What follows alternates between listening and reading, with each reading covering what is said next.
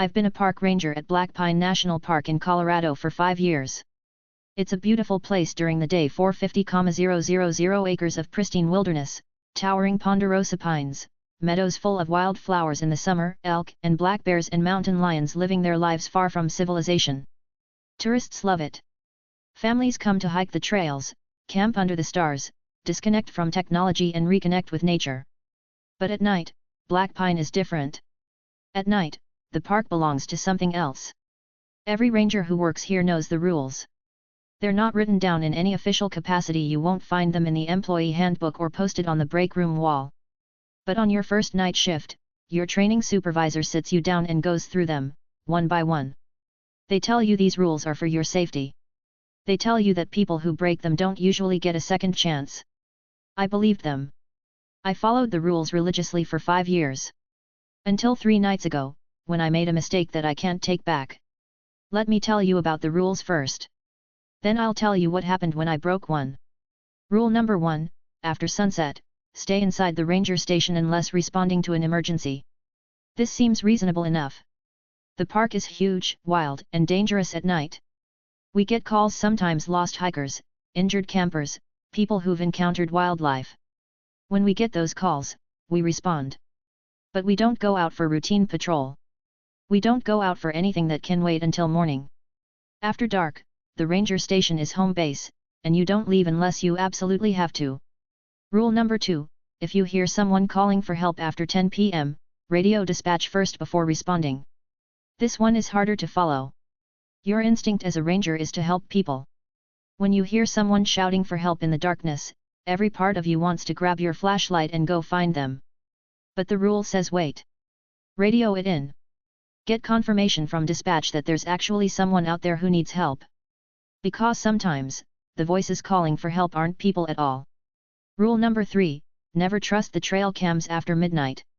We have motion-activated cameras set up throughout the park to monitor wildlife. During the day, they're invaluable. We've gotten amazing footage of bear families, mountain lion hunts, fox kids playing.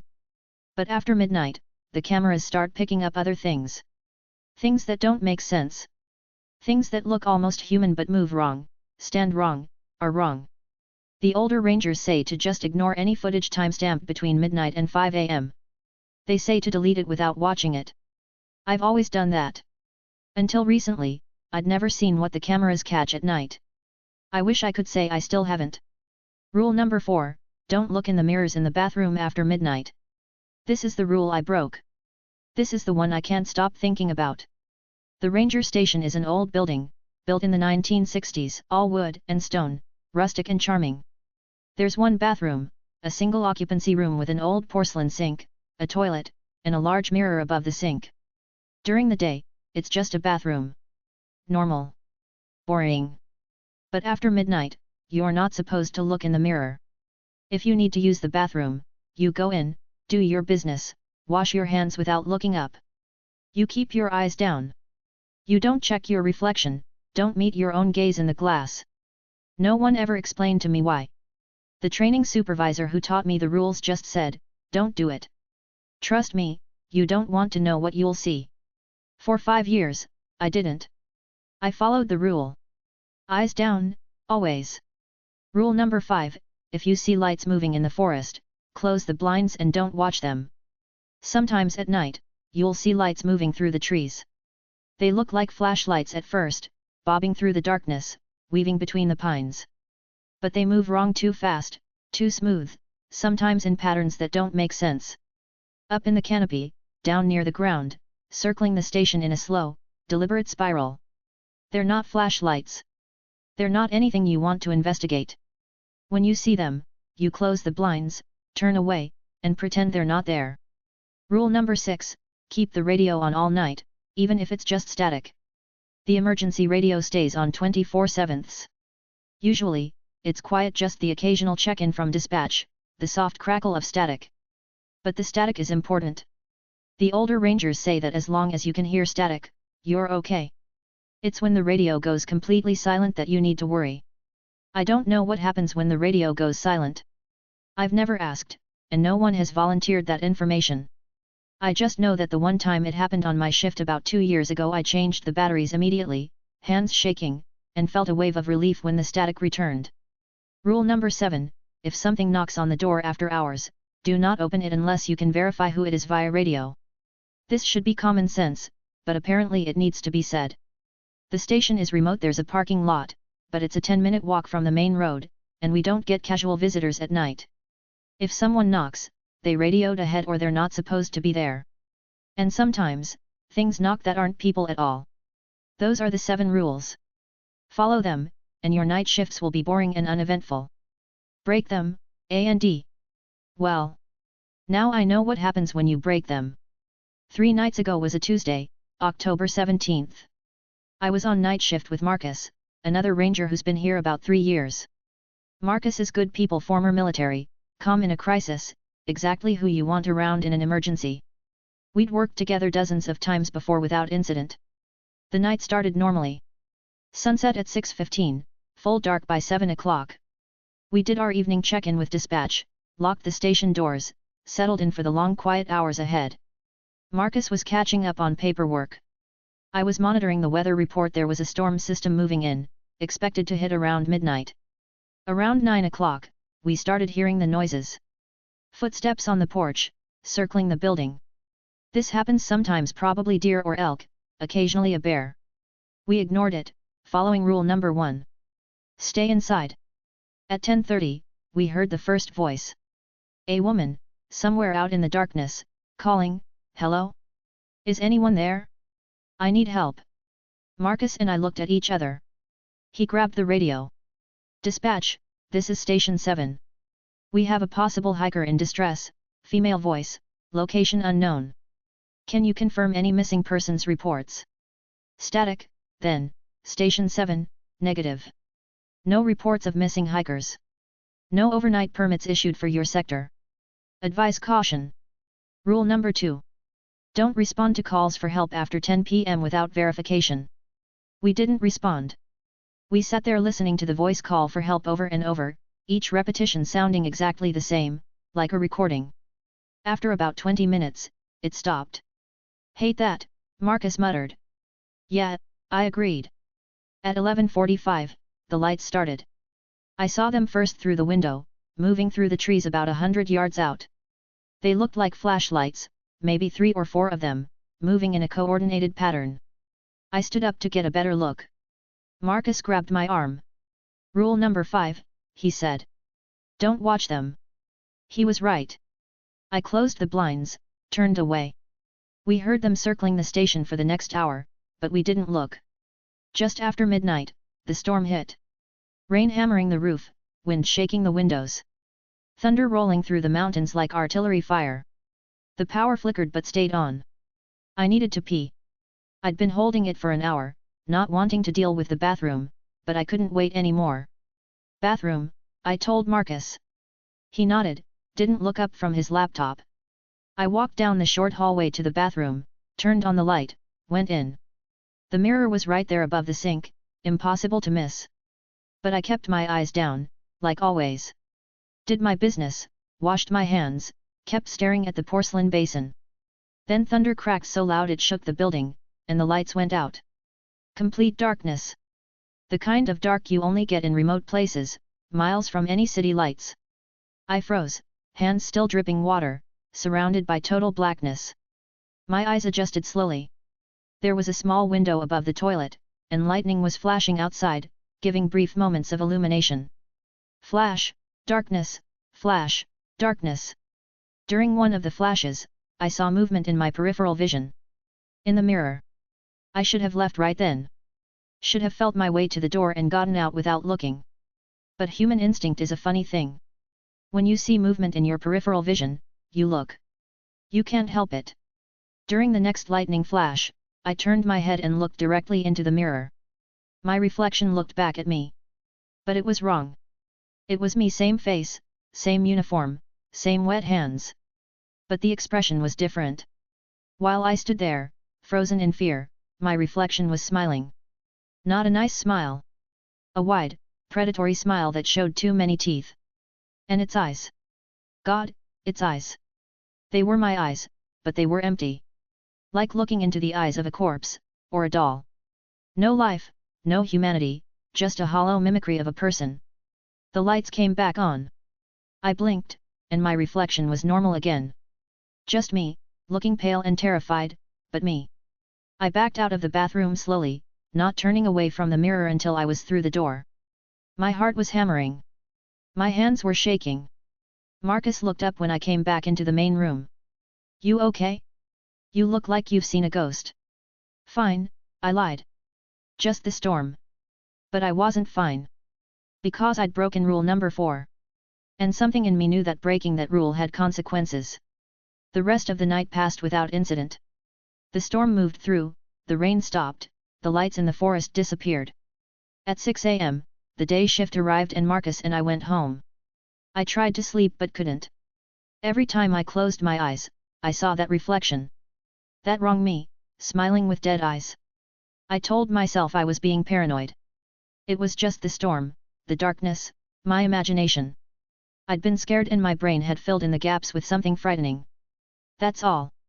But things started happening that day that made me think maybe it wasn't just imagination. I got home around 7:30 a.m. My apartment is in the small town of Pinewood, about 20 minutes from the park.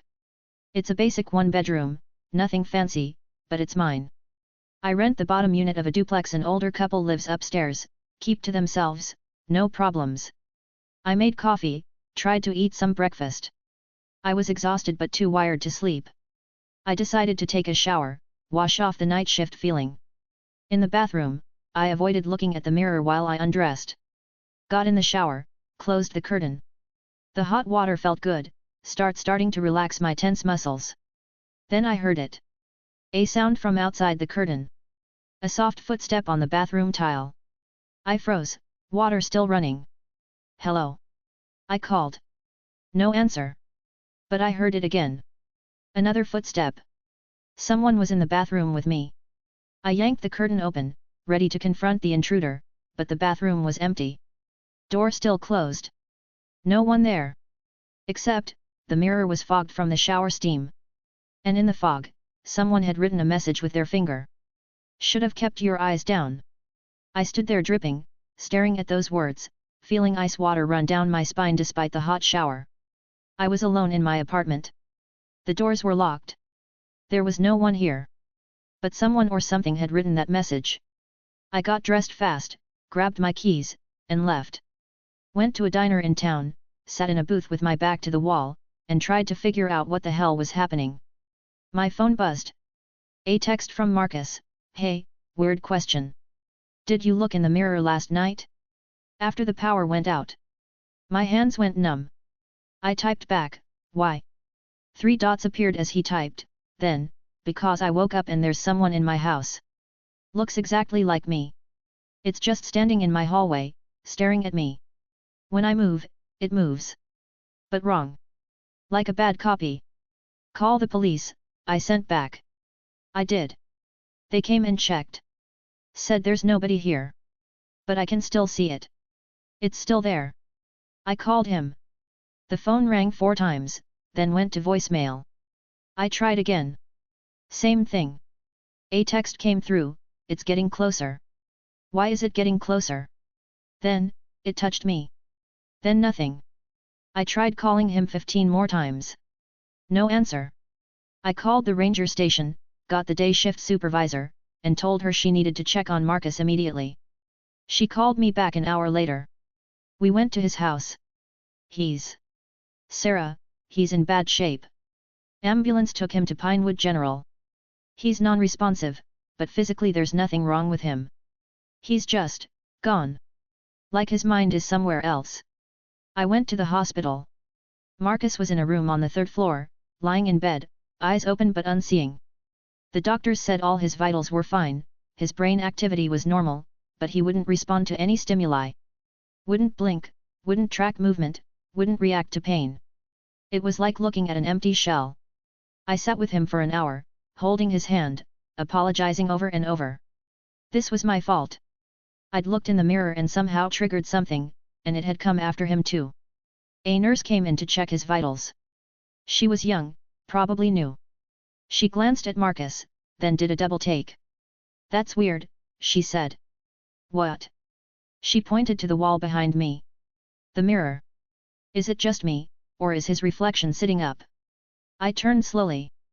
There was a mirror on the wall, angled so that patients could see themselves from the bed. In the reflection, Marcus's body was sitting upright, head turned toward us, eyes fully alert. And he was smiling that same wrong smile I'd seen in my own reflection. In the real world, Marcus was still lying flat, catatonic. I grabbed the nurse's arm. Don't look at it. We need to cover that mirror. Now. She must have heard something in my voice that made her not argue. We found a sheet and hung it over the mirror. The moment it was covered, I felt some of the pressure in the room ease. But I knew it wasn't over. Whatever I'd unleashed by looking in that mirror, it was still out there. And it wanted something from me. I left the hospital and drove. I wasn't sure where I was going until I found myself back at Blackpine, pulling into the ranger station parking lot. It was mid-afternoon, the day shift was on duty. I went inside. Tom, the senior ranger, was at the desk. He'd been working at Blackpine for 20 years. If anyone would have answers, it would be him. Sarah, he said when he saw me. Heard about Marcus? Hell of a thing. Tom, I need to know about rule number 4. About the mirrors. His face went very still. You looked, didn't you? It wasn't a question. I nodded. He sighed, ran a hand through his grey hair. Shit. Okay. Come with me. He led me to his office, closed the door, pulled out a bottle of whiskey from his desk drawer. Poured 2 glasses, handed me one. Rule number 4 exists because of what happened 15 years ago, he said. Before you started here. Before most of the current staff. There was a ranger named Kevin Marsh. Good guy, been here 10 years. One night, power went out during his shift. He was in the bathroom, looked in the mirror in the dark. What happened to him? He said he saw his reflection move on its own. Smile at him. He thought it was just his imagination, the dark playing tricks. But then his reflection started showing up other places. Other mirrors, windows, any reflective surface. Always watching him. Always smiling. Tom took a drink. It started slow. He'd see it in his rearview mirror while driving. In the windows of buildings. In his phone screen. Always there, always watching. Then it started, doing things. He'd see it do something in the reflection, pick up a knife, break a glass, hurt itself. And a few seconds later, he'd feel phantom pain, like it was happening to him too. But he was okay. I asked desperately. He survived. Tom's expression answered before his words did. He lasted 3 weeks. The thing in the mirrors, it wanted out. It wanted to take his place. And eventually, it did. What does that mean?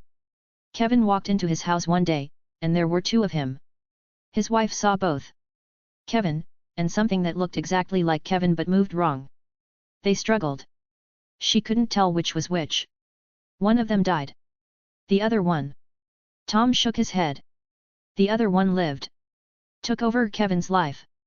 As far as I know, it's still out there, pretending to be him. My whiskey glass slipped from my numb fingers. Tom caught it. So I'm fucked, I said. That's what you're telling me. I'm telling you that you need to be smart. The thing in the mirror, it's a reflection that gained awareness. It wants to be real. It'll try to replace you. You need to avoid mirrors, avoid any reflective surfaces. Don't give it opportunities to interact with you. For how long? Until it gives up or succeeds. Usually about a month, give or take. A month of avoiding every mirror, every window, every reflective surface. I felt hysteria bubbling up. That's impossible. Kevin thought so too, Tom said quietly. I went home. Covered every mirror in my apartment with sheets. Disconnected my TV. Kept my phone face down. For 3 days, I lived like this, constantly paranoid, jumping at every reflection in every surface. But you can't avoid reflections entirely. They're everywhere. In car windows, in puddles, in the polished surface of a refrigerator. And every time I accidentally caught a glimpse, I saw it. My reflection, wrong. Watching me with dead eyes. It started doing what Tom had described. I'd see it hurt itself in the reflection, and I'd feel phantom pain. I watched it punch a mirror in my bathroom and felt my knuckles split and bruise in real life. I saw it cut its arm and found matching wounds appearing on my own skin. It was getting stronger, learning how to affect me through the reflections. On the fourth day, I woke up and couldn't move. Sleep paralysis, my brain said. But I knew better. In the dark window across from my bed, I could see my reflection standing up, walking toward me, smiling. In reality, I was still in bed, frozen, unable to scream. My reflection leaned close to the window, pressed its hand against the glass. I felt pressure on my chest, like someone pressing down, squeezing the air from my lungs. "Let me in," it whispered. I heard it, even though it was on the other side of the glass, even though that should be impossible. "Let me in and this ends. I'll take your place, live your life. You can rest. Doesn't that sound nice? Just rest forever." I wanted to. God help me, I wanted to. I was so tired of fighting, so tired of the fear. It would be easy to just give in, to let this thing take over, to slip away into nothing. But I thought about Marcus, lying in that hospital bed with his mind gone. I thought about Kevin Marsh, either dead or trapped somewhere while a thing wore his face. I thought about all the people my doppelganger would interact with if it took my place, wearing my life like a stolen coat. With every ounce of will I had, I forced my hand to move. Grabbed my phone from the nightstand, turned on the flashlight. The bright light flooded the room, washing out the window reflection. The pressure on my chest released. I could breathe again. I didn't sleep the rest of that night. I couldn't. Every time I closed my eyes, I felt it waiting. Yesterday, I called Tom again. There has to be a way to stop this. To get rid of it. He was quiet for a long time. There might be. But it's dangerous. More dangerous than letting this thing replace me. Maybe. I don't know. Like I said, Kevin was the only person I knew who dealt with this, and it didn't end well for him. But there are stories. Old stories from before I worked here. The people who built this station, who made the rules, they knew things. What kind of things? This park. Sarah, this place is old. Older than the ranger station, older than the trails. The land itself is active. Some places are thin, where other things can get through. The mirrors after midnight, they're one of those thin places. Doorways, sort of. Doorways to what? To whatever is on the other side of the reflection. A place that's almost like our world, but wrong. Where things that look like us exist, wanting to be us. My skin crawled. How do I close the door? You can't. But you can make it so the thing can't use it anymore. You have to destroy your reflection. Not hurt it, it'll just hurt you back. But unmake it entirely. Break every mirror that holds your image. Shatter them all at once, before it can escape to a new one. That's impossible. There are mirrors everywhere. Not everywhere. Just here, at the station. The bathroom mirror, that's the source. That's where you looked. Where it started. If you can destroy that mirror completely, shatter it beyond repair, the connection breaks. The thing loses its anchor. And then what happens to it? Best case, it disappears. Worst case, it's trapped on the other side forever. Either way, it can't get you anymore. What's the catch? You have to do it while looking in the mirror. You have to see your reflection when you break it. Otherwise, it doesn't work, it'll just find another surface. He paused. And if the thing gets out before you finish, if it manages to cross over while you're destroying the mirror, then there'll be two of you in the real world. And only one gets to stay. I hung up and sat in my apartment, thinking. It was insane. Suicidal, maybe. But what choice did I have? Live the rest of my life avoiding reflections, waiting for the thing to get strong enough to force its way through? Watch it slowly take pieces of me until there was nothing left? No, I had to end this. I waited until tonight. My next scheduled night shift. Tom agreed to call in sick so I could be at the station alone. He said he didn't want to be there for what I was planning, didn't want to watch, but he'd have his radio on in case I needed help. I arrived at the station at 6 p.m., just as the sun was setting.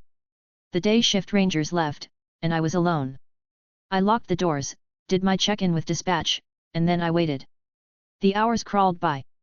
I kept the lights on, the radio crackling with static, trying to stay calm. At 11 o'clock, I heard the footsteps circling the building. At 11:30, the voices calling for help. At 11:45, I saw the lights moving in the forest. I ignored all of it. None of that mattered anymore. At midnight, I stood up and walked to the bathroom. My heart was pounding so hard I thought it might explode. In my hand, I held a fire axe from the emergency equipment locker. I turned on the bathroom light and looked at myself in the mirror one last time. For a moment, I looked normal. Just me, pale and terrified, but me. Then my reflection smiled. Finally, it said. Its mouth moved but the voice seemed to come from everywhere at once. Finally, you understand. You can't run from me. I'm you. I'm what you'll become. No, I said. You're nothing. You're a reflection, a shadow. You're not real. I'm more real than you know. And soon, I'll be the only one of us that exists. It pressed its hand against the glass from the inside. Let me out, Sarah. Let me take your life. It's easier than fighting. I raised the axe. Here's the thing about reflections, I said. They only exist if there's something to reflect. I swung the axe at the mirror with everything I had. The glass exploded. The sound was deafening in the small bathroom, shards flying everywhere. But I didn't stop. I swung again, again, smashing the frame. The remaining chunks of mirror still clinging to it, reducing everything to glittering dust. My reflection screamed. I heard it, impossibly, a sound of rage and fear that seemed to come from inside my own head. I felt pain lancing through my body, like every nerve was on fire, like I was being torn apart from the inside. But I kept swinging. Kept destroying the mirror. Kept unmaking the doorway between our worlds. The glass shards on the ground started moving. Not falling, but crawling, trying to reassemble themselves. In each tiny piece, I could see fragments of my reflection, all trying to come together, trying to form a whole. I grabbed the hand sanitizer from the wall dispenser and dumped it over the shards. Found a lighter in my pocket. I don't smoke, but I'd brought it just in case. I lit the alcohol-soaked glass. The flames caught, blue and hot. The shards melted, warped, became nothing but melted slag. And with each piece that was destroyed, the screaming in my head grew fainter. Until finally, silence. I collapsed against the bathroom wall, breathing hard, bleeding from a dozen small cuts where glass had caught me. But I was alive. I was me. I was the only me. I sat there for maybe 10 minutes, just breathing, making sure it was really over. Then I stood up carefully, avoiding the melted glass and broken frame, and walked back into the main room. The radio crackled. Tom's voice, Sarah? You still there? Talk to me. I grabbed the radio. I'm here. It's done. The mirror's destroyed. And the thing. I looked around the station. No reflections moved on their own. No dead eyes stared back at me from the dark windows. Gone. I think it's gone. You think, or you know? I'm not sure. How do I know for sure? Go home. Look in a mirror. If your reflection is normal, you're okay. If it's not. He didn't finish the sentence. I drove home in the dark, my hands shaking on the wheel. Every reflective surface I passed, street signs, car windows, the glass doors of closed shops, I avoided looking at. Just in case. My apartment was exactly as I'd left it, every mirror still covered with sheets. I stood in my bathroom for a long moment, staring at the sheet-covered mirror, working up the courage. Finally, I yanked the sheet down. My reflection stared back at me. Pale, exhausted, cut and bruised, but definitely me. I moved my hand. My reflection moved its hand at the exact same time, in the exact same way. I smiled tentatively. My reflection smiled back, perfectly synchronized. No dead eyes. No wrong movements. Just me. I started crying. Relief, exhaustion, trauma, all of it pouring out at once. I sank to the floor and sobbed, finally letting myself feel everything I'd been holding back for the past 4 days. When I finally stopped crying, I called the hospital to check on Marcus. The nurse on duty said there had been no change, he was still unresponsive. But she also said something strange had happened around midnight. All the mirrors in his room had cracked simultaneously, spiderwebbing with fractures but not breaking completely. They'd covered them all as a safety precaution. I wonder if destroying my mirror somehow affected his situation too. If they were connected, these doppelgangers, these reflections that wanted to be real. Maybe by destroying mine, I weakened his. Or maybe it's just wishful thinking. I went back to the hospital this morning. Marcus was still in the same condition, alive but not present. I sat with him again, holding his hand, talking to him even though he couldn't respond. I'm sorry, I told him. This is my fault. I looked in the mirror and it came after both of us. But I killed mine. I destroyed it. Maybe yours will fade too. Maybe you can come back. His hand twitched in mine. Just slightly, but it moved. The heart monitor next to his bed beeped a little faster. I called for a nurse. They came rushing in, checked his vitals, looked confused. His brain activity was increasing. He was showing responses to stimuli. His eyes were tracking movement. As I'm writing this, 3 hours later, Marcus is sitting up in bed. He's weak, confused, can't remember the past few days. But he's back. He's himself. The doctors are calling it a miracle, a spontaneous recovery they can't explain. I think I know what happened. When I destroyed my mirror, I broke the connection. And somehow, that freed Marcus from whatever had trapped him. He's going to be okay. We're both going to be okay. But I need to tell you all this because there are things you need to know, things you need to understand if you ever find yourself in a place that has rules. Rules exist for a reason. They're not arbitrary, not superstition, not just tradition. People made those rules because something bad happened, because someone learned a terrible lesson, because the alternative is worse than you can imagine. If someone tells you not to do something, especially in a place that feels wrong, that feels like maybe the normal rules of reality don't quite apply, listen to them. Don't be curious. Don't test the boundaries. Don't think you're special or immune or that it won't happen to you. Because it can happen. It did happen. And I'm lucky to be alive and still myself. I'm taking a leave of absence from Blackpine. Tom approved it immediately, said I'd earned it. Said I'd done something brave and stupid and he was glad I was okay. He's having the bathroom mirror replaced with a solid metal panel instead, no more mirrors in that station, ever. He's also adding an 8th rule: if you break one of the first 7 rules, report it immediately. Don't wait. Don't try to handle it alone. Because some things are bigger than one person, and some mistakes can't be fixed once they go too far. I don't know if I'll go back to Blackpine after my leave. Part of me never wants to see those woods again, never wants to be near that station or those rules or the things that lurk on the other side of midnight. But another part of me feels responsible. I know now what the rules are protecting us from. I've seen what happens when they're broken. And maybe that means I'm one of the only people who can properly train new rangers, who can make them understand that the rules aren't suggestions. They're survival. I'm home now, in my apartment, with all the mirrors uncovered. I've been staring at my reflection periodically throughout the day, just to make sure. Each time, it's normal. It's me. It moves when I move, smiles when I smile, looks away when I look away. But sometimes, in my peripheral vision, I think I see it lag. Just for a fraction of a second, like it's delayed.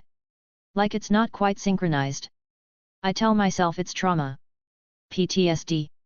My mind playing tricks after everything I've been through. The thing is destroyed. The mirror is shattered. It's over. It has to be over. But I've started keeping a hammer under my bathroom sink, just in case. And I've been thinking about Tom's story, about Kevin Marsh and the two of him, and how one of them died and one of them took over his life. What if Kevin wasn't the one who died? What if the reflection one, killed him, and has been living his life for 15 years? What if the thing wearing Kevin's face is still out there, working as a ranger, following the rules, pretending to be human? What if it's not the only one? I look in the mirror and I see myself. But how do I really know it's me looking back? How do any of us know that our reflections are just reflections, and not something else wearing our face, waiting for its chance? I broke rule number 4. I looked in the mirror after midnight. And even though I destroyed the thing that came after me, even though I'm still here and still myself, I can't shake the feeling that I changed something. Opened something. Let something know that I exist. And late at night, when I'm alone in the dark, I wonder, what if there are more of them? What if every reflection in every mirror is a potential doorway? What if all over the world, there are things that look like us, trapped on the other side, pressing their hands against the glass, waiting for someone to look at just the wrong moment. What if the only thing keeping them out is us not looking? I'm going to end this here. It's late, nearly midnight, and I'm exhausted. I'm going to brush my teeth and go to bed. And when I go into the bathroom, I'm going to keep my eyes down. Because some rules, once you understand why they exist, become impossible to break again. Don't look in the mirrors after midnight. Please. Don't look.